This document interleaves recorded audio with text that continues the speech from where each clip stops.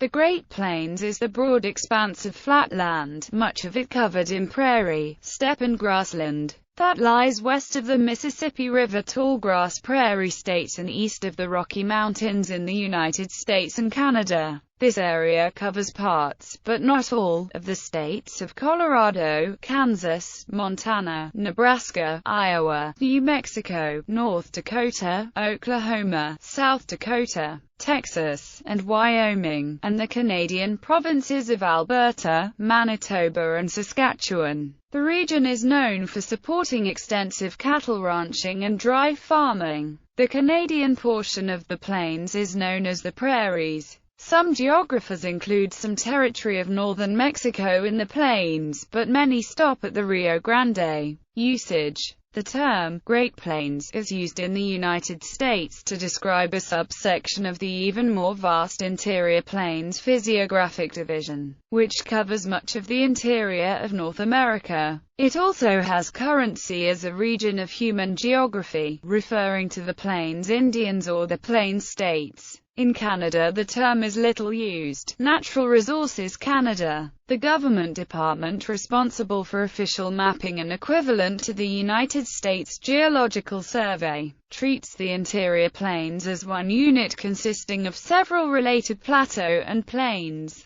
There is no region referred to as the Great Plains in the Atlas of Canada. In terms of human geography, the term prairie is more commonly used in Canada, and the region is known as the Prairie Provinces or simply the Prairies. The North American Environmental Atlas, produced by the Commission for Environmental Cooperation, an NAFTA agency composed of the geographical agencies of the Mexican, American, and Canadian governments, uses the Great Plains as an ecoregion synonymous with predominant prairies and grasslands rather than as physiographic region defined by topography. The Great Plains ecoregion includes 5 subregions: temperate prairies, west-central semi-arid prairies, south-central semi-arid prairies, Texas-Louisiana coastal plains, and Tamaulipas, Texas semi-arid plain, which overlap or expand upon other Great Plains designations. Extent. The region is about 500 miles east to west and 2,000 miles north to south.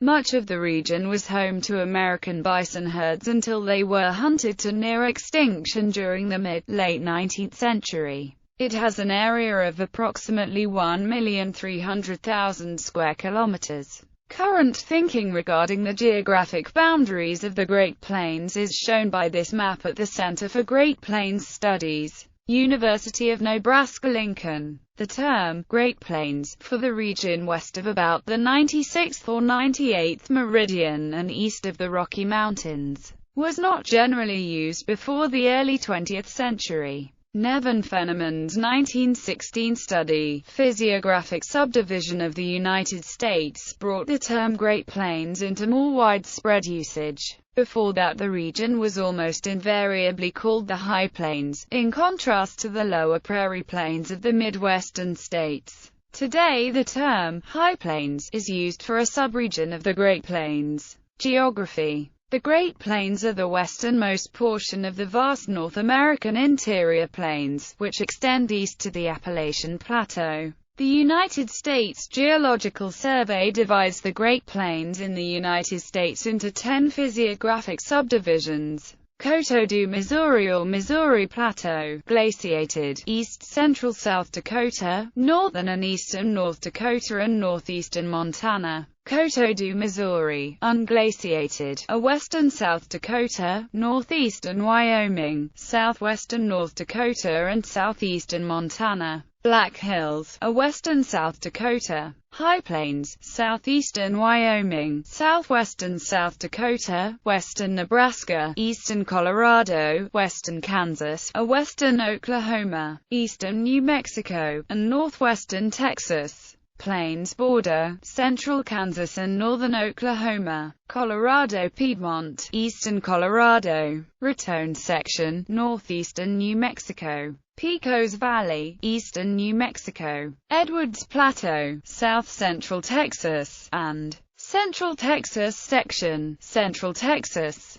Paleontology. During the Cretaceous period, the Great Plains were covered by a shallow inland sea called the Western Interior Seaway. However, during the late Cretaceous to the Paleocene, the seaway had begun to recede, leaving behind thick marine deposits and a relatively flat terrain which the seaway had once occupied. During the Cenozoic era, specifically about 25 million years ago during the Miocene and Pliocene epochs, the continental climate became favorable to the evolution of grasslands. Existing forest biomes declined and grasslands became much more widespread. The grasslands provided a new niche for mammals, including many ungulates and gliders, that switched from browsing diets to grazing diets. Traditionally, the spread of grasslands and the development of grazers have been strongly linked. However, an examination of mammalian teeth suggests that it is the open, gritty habitat and not the grass itself which is linked to diet changes in mammals, giving rise to the grit, not grass hypothesis.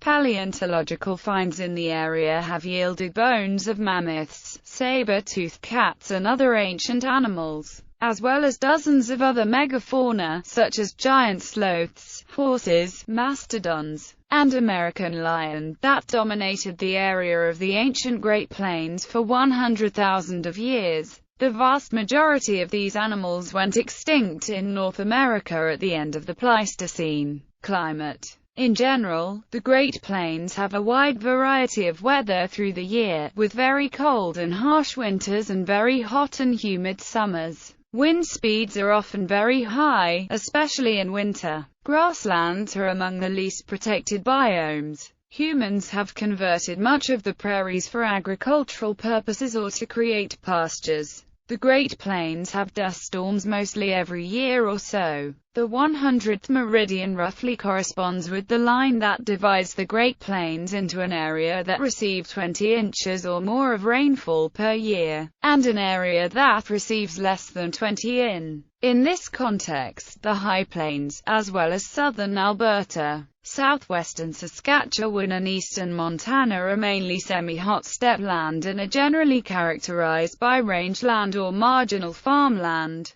The region is periodically subjected to extended periods of drought. High winds in the region may then generate devastating dust storms. The eastern Great Plains near the eastern boundary falls in the humid subtropical climate zone in the southern areas, and the northern and central areas fall in the humid continental climate. Many thunderstorms occur in the plains in the spring through summer. The southeastern portion of the Great Plains is the most tornado-active area in the world and is sometimes referred to as Tornado Alley. Since the Great Plains region is very spread out, the climate can vary a lot. In general, the Great Plains has cold, harsh winters and hot, humid summers.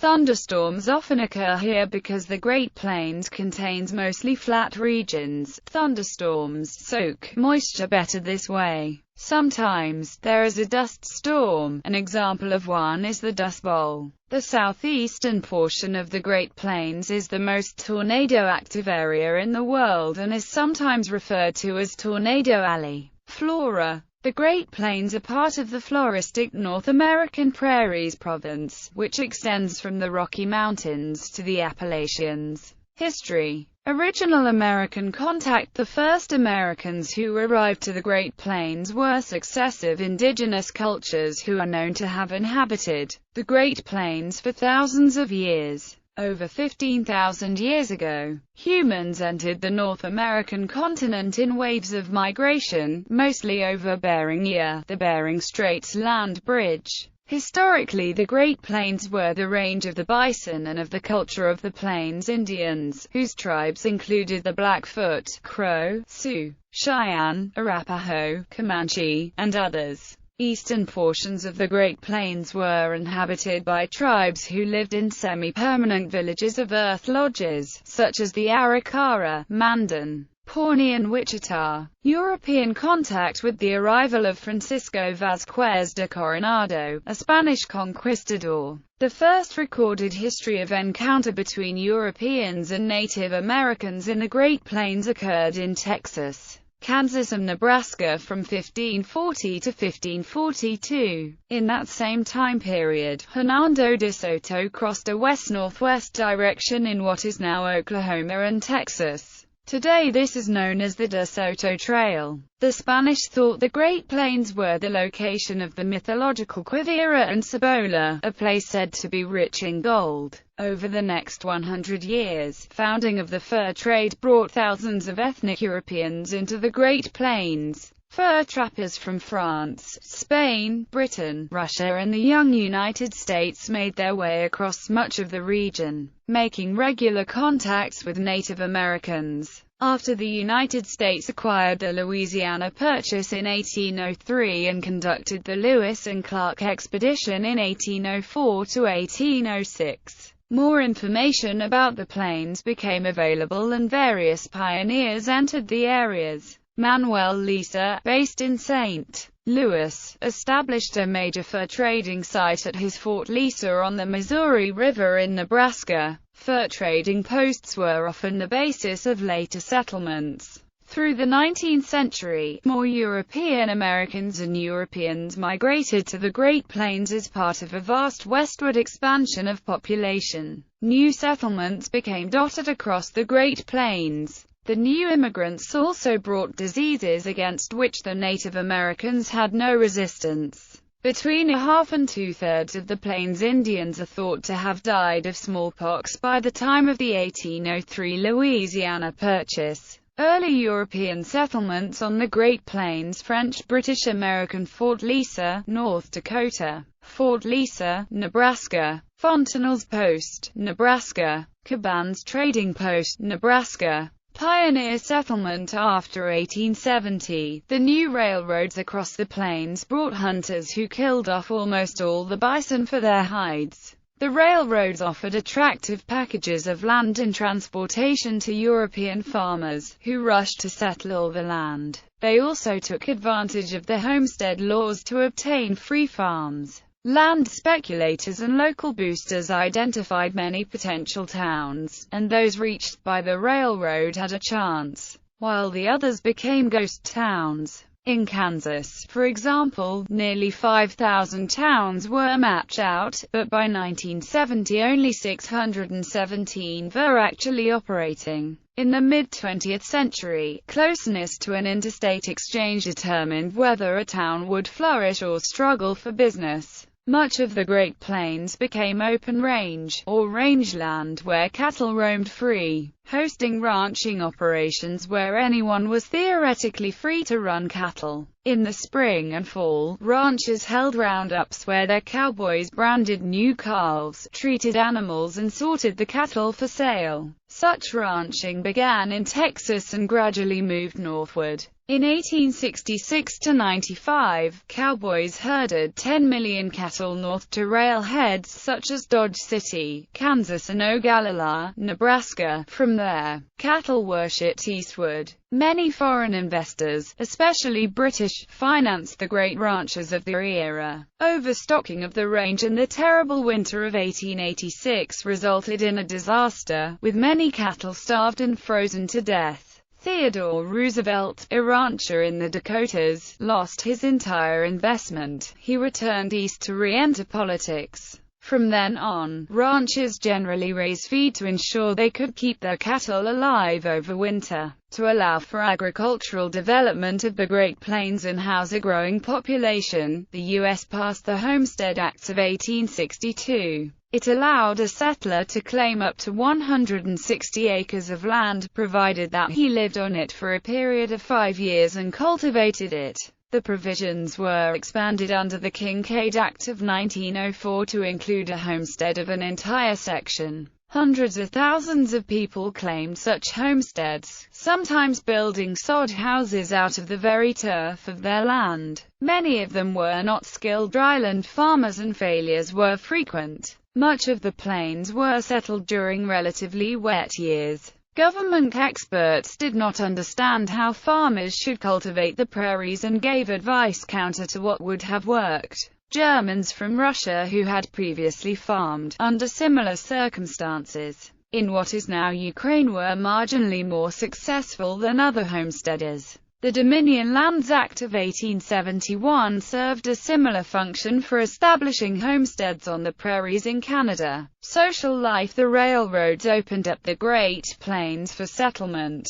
For now it was possible to ship wheat and other crops at low cost to the urban markets in the East and Europe. Homestead land was free for American settlers. Railroads sold their land at cheap rates to immigrants in expectation they would generate traffic as soon as farms were established. Immigrants poured in, especially from Germany and Scandinavia. On the plains, very few single men attempted to operate a farm or ranch by themselves. They clearly understood a need for a hard-working wife and numerous children to handle the many chores, including child rearing, feeding and clothing the family, managing the housework, feeding the hired hands, and, especially after the 1930s, handling paperwork and financial details. During the early years of settlement, farm women played an integral role in assuring family survival by working outdoors. After approximately one generation, women increasingly left the fields, thus redefining their roles within the family. New technology including sewing and washing machines encouraged women to turn to domestic roles.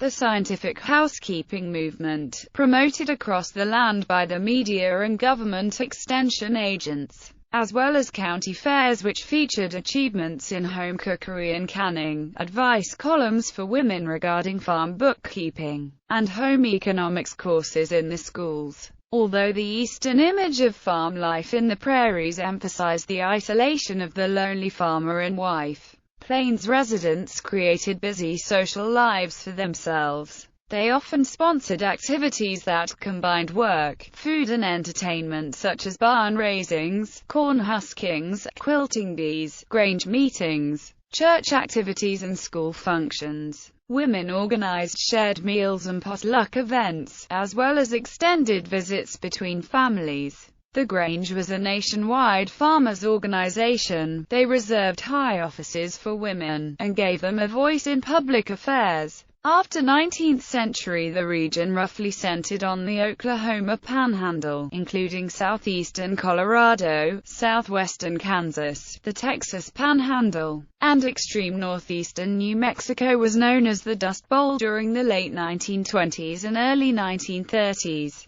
The effect of an extended drought, inappropriate cultivation, and financial crises of the Great Depression forced many farmers off the land throughout the Great Plains. From the 1950s on, many areas of the Great Plains have become productive crop-growing areas because of extensive irrigation on large land holdings. The United States is a major exporter of agricultural products. The southern portion of the Great Plains lies over the Ogallala Aquifer, a huge underground layer of water-bearing strata dating from the last ice age. Center pivot irrigation is used extensively in drier sections of the Great Plains, resulting in aquifer depletion at a rate that is greater than the ground's ability to recharge. Population decline. The rural plains have lost a third of their population since 1920. Several 100,000 square miles of the Great Plains have fewer than 6 inhabitants per square mile, the density standard Frederick Jackson Turner used to declare the American frontier closed in 1893. Many have fewer than 2 inhabitants per square mile.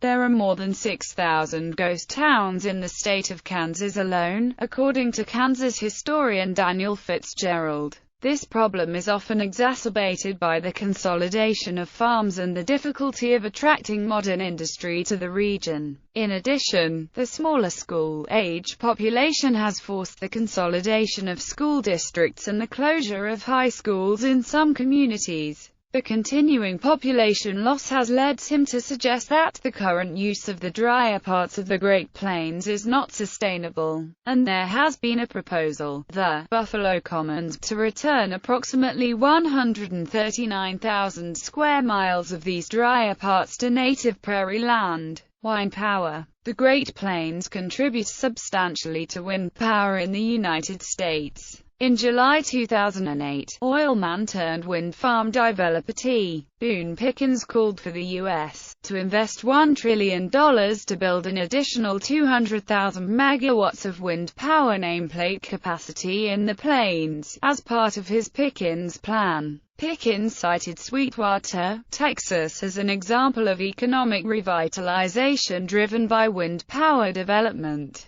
Sweetwater was a struggling town typical of the plains, steadily losing businesses and population, until wind turbines came to the surrounding Nolan County. Wind power brought jobs to local residents, along with royalty payments to landowners who leased sites for turbines, reversing the town's population decline.